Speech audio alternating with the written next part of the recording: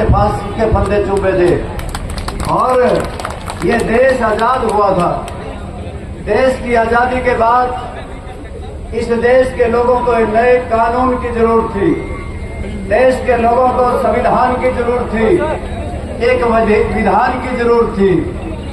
बाबा साहब भीमराव अंबेडकर ने इस देश को नया संविधान दिया और नया संविधान कितना खूबसूरत दिया कि जनता की सबसे बड़ी ताकत है, जनता में सबसे बड़ी ताकत है, जनता जनार्दन है।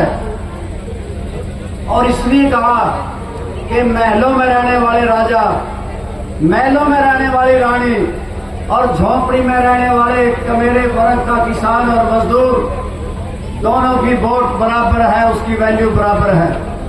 और एक राजनीतिक लोगों को 5 बरस में लोगों के बीच जाना पड़ेगा और अपनी फिर से विश्वास अर्जित करना पड़ेगा। बाबा साहब भीमराव अंबेडकर को धन्य है ऐसा विधान देने के लिए, संविधान देने के लिए। साथियों, इसलिए प्रजातंत्र में जनता सर्वोपरि है और जब जनता सर्वोपरि है तो मेरे दोस्तों, आप हमारे मंदिर हैं, मस्जिद है, गुरुद्वारे हैं, हमारे सालासर का धाम तुम बालाजी के मंदिर हो।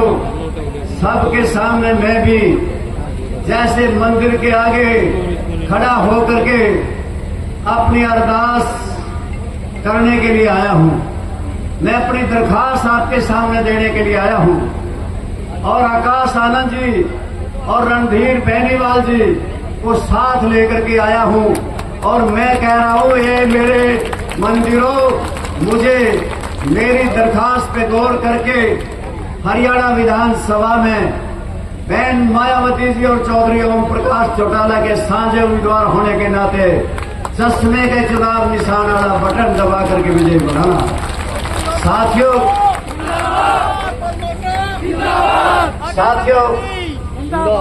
मुझे इस बात का बहुत दुख होता है कि राजनेता, राजनीतिक लोग वोट लेते और खिसक जाते हैं, परंतु ये भी देखने को मिलता है हमारे बहुत से नौजवान 10 साल में हमसे जुदा हुए, बहुत से बुजुर्ग हमारे बीच में नहीं रहे और ये राजनेता लोग किसी के दुख सुख में नहीं पड़े।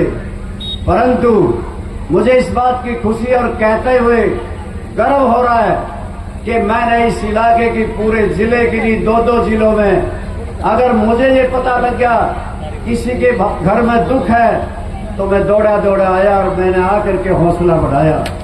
अगर मैंने पता लगा आपने मुझे ब्याह की चिट्ठी दी, दसूटन मकलावर मुहूर्त की चिट्ठी दी, तो मैं आपके दौड़ा दौड़ा आके रिवाज निभा के गया। परंतु मेरे साथियों, आगे भी मेरी यही कहवत है और मैं बड़ी सभा में कह के हाथ उठाता हूं कि मैं हारूं जीतूं, परंतु मेरे दुख सुख आपके साथ साझे रहेंगे। और मुझे इस बात के लिए आपसे जरूर पूछना है कि मैंने जब आपसे ये कह दिया मैं आपके दुख सुख में साझेदार बनूंगा और बन के आपके बीच में रहूंगा, तो आप भी कुछ मेरा सहयोग अब करोगे कि नहीं करोगे?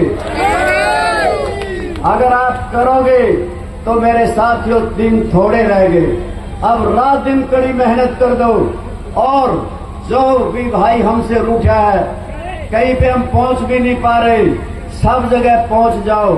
और आप लोगों ने अपने आप को बहन मायावती जी, आकाश आनंद जी, रणधीर जी बेनीवाल, ओम प्रकाश चौटाला और अभय सिंह चौटाला समझ के चुनाव लड़ना है।